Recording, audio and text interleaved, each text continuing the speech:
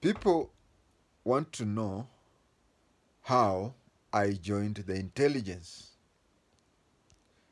Of course, intelligence is very good if you have a photographic mind.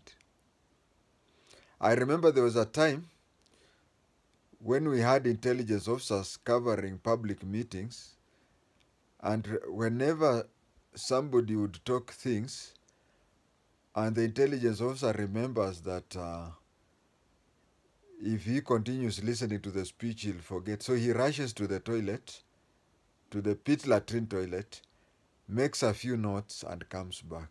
So speakers would notice that, and when he's in the toilet, the speakers would speak things that they would want not to be quoted, and when he comes out, they talk things that they would want to to be quoted. For an intelligence officer, it is good to have a photographic mind because you attend a meeting, and when you go to the office, you write everything as if you had recorded. Nowadays, we have these phones where you can just play it, and then but those days when we joined, we didn't have that luxury. My father wanted me to be a teacher, and even on 2 occasions he tried to make me a teacher. The first one was when we were registering for our A levels from 6. At the same time, people were applying to join TTCs. So he sent a word. Policemen came to our school, took me all the way home, where I registered for TTC, but I was not taken. The second time was when some 15 vacancies were found for untrained teachers in Garissa, and I applied for that, and I was being the only A-level person. 13 people were taken were Somalis, and 2 Meru girls were taken who were related to the then provincial commissioner, Benson Kaaria. So those are the occasions, but whenever people say that I'm a very good communicator, whenever people say that I'm a very good teacher, I remember my late father, Mr. LANDO. He really wanted me to be a teacher. So maybe he noticed that talent. The other thing that I was good at was signal, radio room. I was motivated by 2 people, among others. One was the late Senior Sergeant Isaiah Tunga of the Kenya Army, and also Fred Obachi Machoka of the Roga Roga. I could never miss the program Sanyo Ju, Sanyo Top, Sanyo Malo, Sanyo Igoro of Fred Obachi Machoka. I can say here that if I would not have ended up as an intelligence officer, I would have ended up as a signaller. So during the lottery operation, I used to work in Nauyapong. That is there are 2 Nauyapongs. There is one bounding Uganda, Trans Nzoia, and West Pokot. That is the southern Nauyapong. The northern Nauyapong is bounding Turkana, Uganda, and West Pokot. I was at the northern Nauyapong. Those days, I used to like reading the police law exams so that I passed them very early in my service. Now, when I was doing that, I remember I used to spend a lot of time in the office, and I used to, we used to have an hourly call-up. At the top of every hour, you called the headquarters, tell them everything is okay. But if you have something to say, you say, I have something, but after you make your round of duty, I'll speak it later. So that most of the stations which did not have anything to report, by 10 minutes past the hour, we were called down. And then the few that had issues would start there and explain whatever they had. Then on medical ground, I found myself in Kapenguria, and that was 1984. And August 1984, after I had been cured, I ended up in radio room in the headquarters in Kapenguria. We had Corporal Raphael Ndhiwa, who was the only trained signaller in West Pokot. And he insisted that I become his night shift person. He would work during day shift and I would work during night shift. He said that even if he's on leave, I am the only person he could leave as a person in charge of signals in West Pokot. Yet I was just a recruit and I had not even attended the signals course. I knew how to operate a radio room. There was only one thing that I was not trained in and which I would have wanted to be trained in, and that was Morse code. That is the only thing I didn't know. Even as we talk now, I can repeat a signal off head. Can I try? Juliet 1-1 from Nauyapong, do you read over? Column 1 and 2, Papa Papa. Column 3, Romeo Victor 118/62 of 1983. The column 4 and 5 is today's date. Ukiwa tayari uniambie, over. Column 10, Romeo Victor Papa /118/ blah blah blah. I used to like that. Hey, ilikuwa ni kama DJ. Nikiwa kwa hiyo machine, when I was on those machines, I would be like a DJ. I liked that job. But as you know, August 1988 was a Bukusu year. They were having their initiation program. So, and initiation, most of the drinking used to happen at night. Kapenguria, there was no electricity, but we had 2 Lister engines at the police station. So one could run during daytime and another one would run during the night. I knew that I was supposed to be in the radio room throughout the night. And that is the time when I was supposed to be taking free busa when Bukusus were undergoing initiation. So there was a way I was told how to operate the Lister engine without letting air get in. Without letting the air get in. If you let the air get in, the engine knocks and you have only one engine. So I used to let whatever down, and the mechanics would come all the way from Eldoret. Those days I would be told there was no work at night until when the Eldoret people come, because the only Lister engine that was happening would work during daytime. It is a very silly, stupid mistake, because for any government communication to be stopped for even an hour, that would mean matters of life and death. But then I was 23 years old. So when they come, and again I spend a few days, I knock out the other one.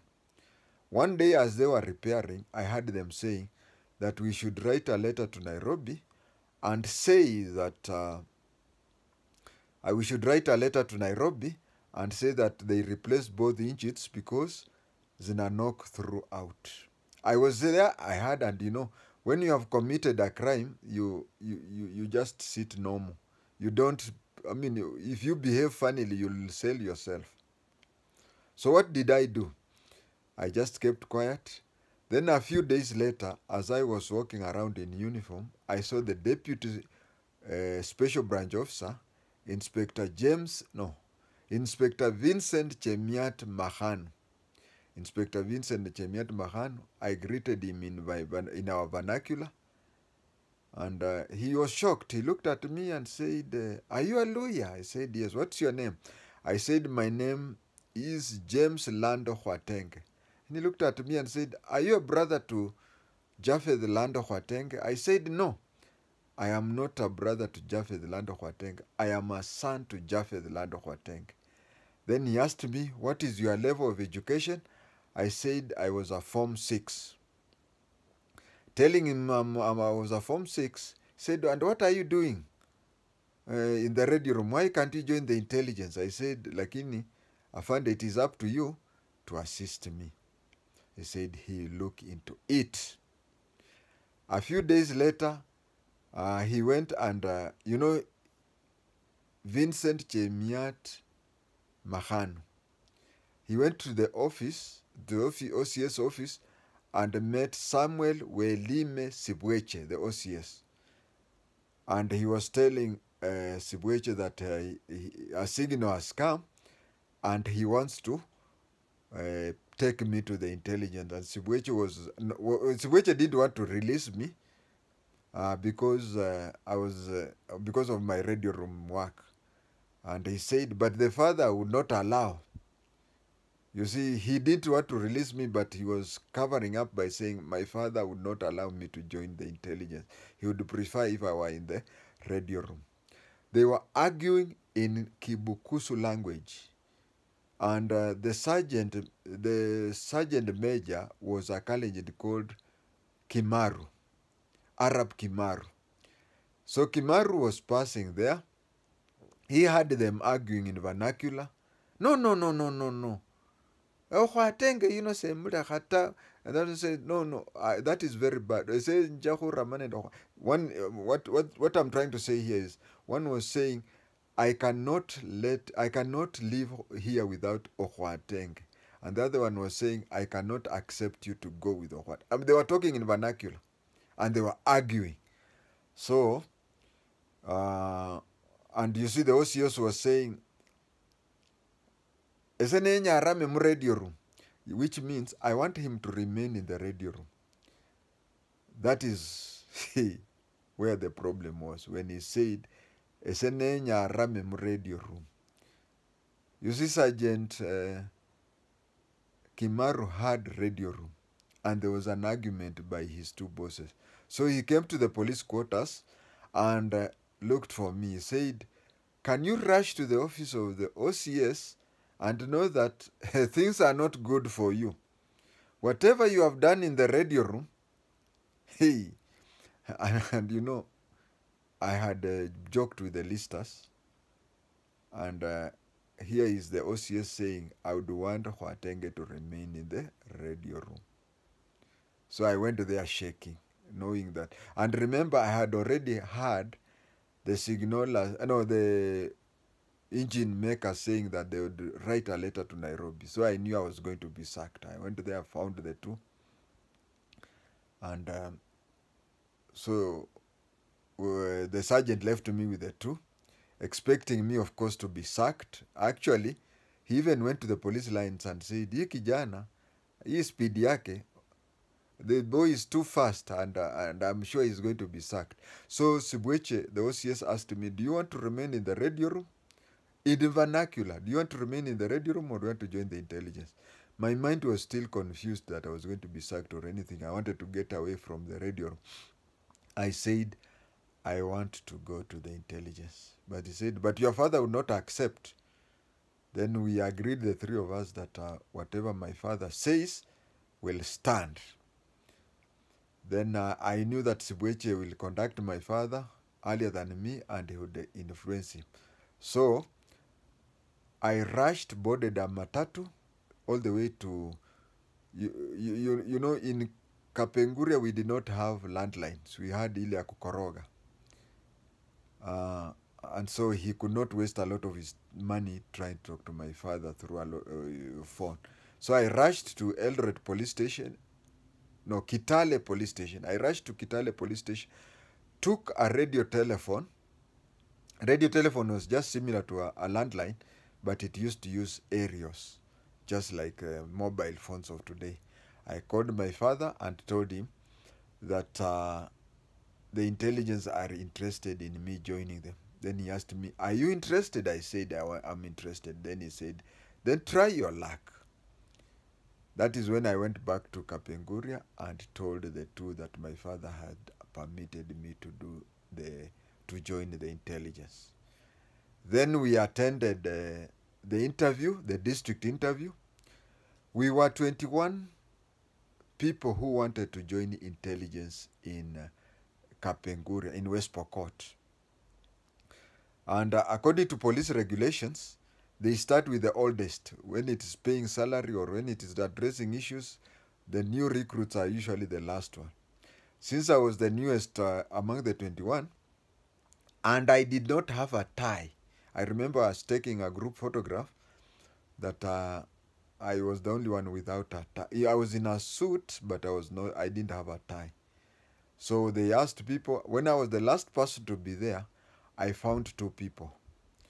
Mahan, whom I knew, and somebody else whom I later learned to be Richard Ochieng. Richard Ochieng is my eternal brother. Richard Ochieng is no longer with us. He died, but he was a very close friend of mine. I consider him a brother. I nearly married his stepbrother's daughter, but he refused, insisting that I was more like a brother to him. He could not imagine me being his son-in-law. So I met him with that is the first time I was meeting him. They asked me a lot of questions. I answered, and this seemed to impress both. Because I even remember him later, Ochieng telling me later that the confidence and the way I was answering him impressed him a lot. Then it reached a time when Mahan asked Ochieng, he said, I remember him, Ochieng, where are those questions where people are unable to answer? Then they started, and I could clear those questions like nobody's game. Then from there, I remember he asked me a question. He wanted to know what electricity was measured with. I said, electricity is measured by watts. He said, no, they are measured by amperes. And I could see alarm on his face and said, that is the end of the interview, and started. You know, he was enjoying that. Any question coming, I answer easily. Any question. So he thought that now I've started failing, maybe he should stop at the first failure. Then he turned to me and told me that go and prepare yourself. You'll go for the provincial interview. 2 days later, the results were out. I was number 1 out of 21. And out of the 21, only 10 were qualified to go to the provincial interview.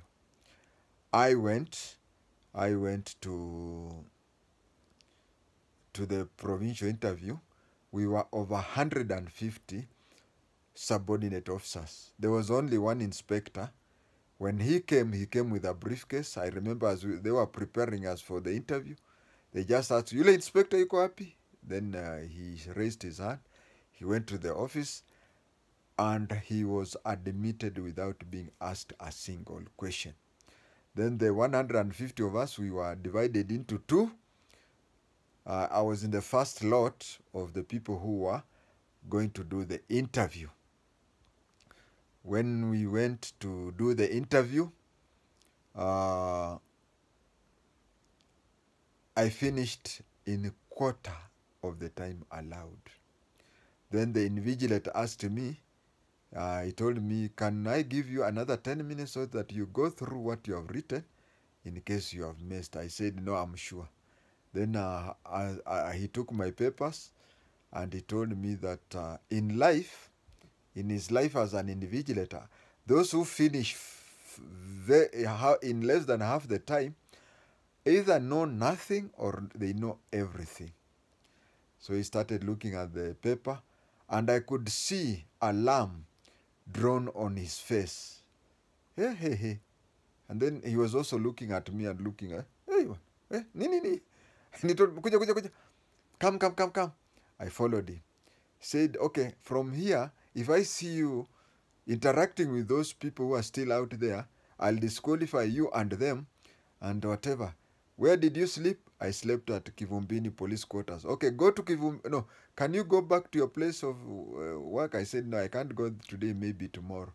Then where did you sleep? At Kivumbini police quarters. Then go there and don't be seen near here, near the provincial training college. I said, but you see my travel warrant has, it is written James, Khwatenge, and 5 others. He said, and the 5 others, some of them are in the first team and the others are. So he said, those who are in the first team, go. We were 2.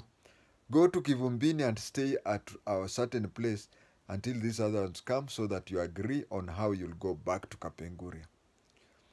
And the others were now locked into another room, so that whoever completes the exam does not interfere with them. And in that interview, I failed on one question. Had been asked, Tokyo is the capital of which country? And I wrote quickly Japan, but the N slipped and it looked as if it is an S. So the answer was Japas. And they marked and said, is there a country called Japas? So that is the only question that I failed. Out of the 150 people who attended the interview, I was number 1. And then we went, I have to add here that during my recruit course to join the police, I was recruited in Nairobi, and I was number 1 in Nairobi. That is why I ended up in squad 1 of 1982. And I was the 11th countrywide. I was number 11 out of the whole country, but number 1 in Nairobi of joining the police. Now, joining the special branch, I was number 1 out of 21 in Kapenguria, and I was number 1 out of 150 in Rift Valley. So each province produced 2 people to go and attend the initial course. That was in November 1984. During the initial course, there is somebody, Mulei. Mulei was number 1, I was number 2. Mulei was a Form 6 like me, but he had attended an inspector's course. In that class, out of 18, there were 5 Form 6s who had attended inspector's course, including my cousin, first cousin, Moses Mutali Lubisia. We attended, Mulei was number 1, I was number 2. The others followed. That was my basic special branch course. I went back for several courses, and I was always number 2 in special branch courses. And that is why one of my nicknames in the intelligence was Silver King, because I was the king of getting silver. There was no time I got a gold medal. But if we look at the course I attended for special inspector's course, that was 1988, special inspector's course number 2 of 88, I was number 25 out of 27. So you can see, police work I was very poor, but in intelligence I was so good. I was always number 2. And the thing that made me be number 25 out of 27 is simply this. There are new courses that we were being brought in, like command and leadership.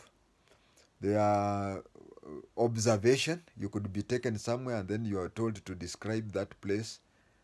And then there was the current affairs courses and any exams, tests. Those are the ones where I was leading. But then, do you expect me to construct a road accident with a traffic police officer? Or maybe get the same marks with a CID officer in a murder case?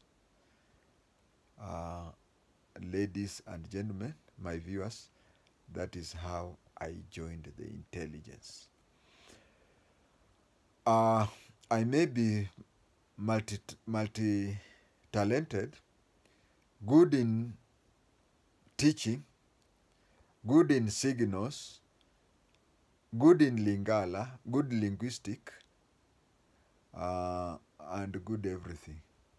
But I can say that the good thing that has happened to me is that God gave me those gifts, and I'm grateful.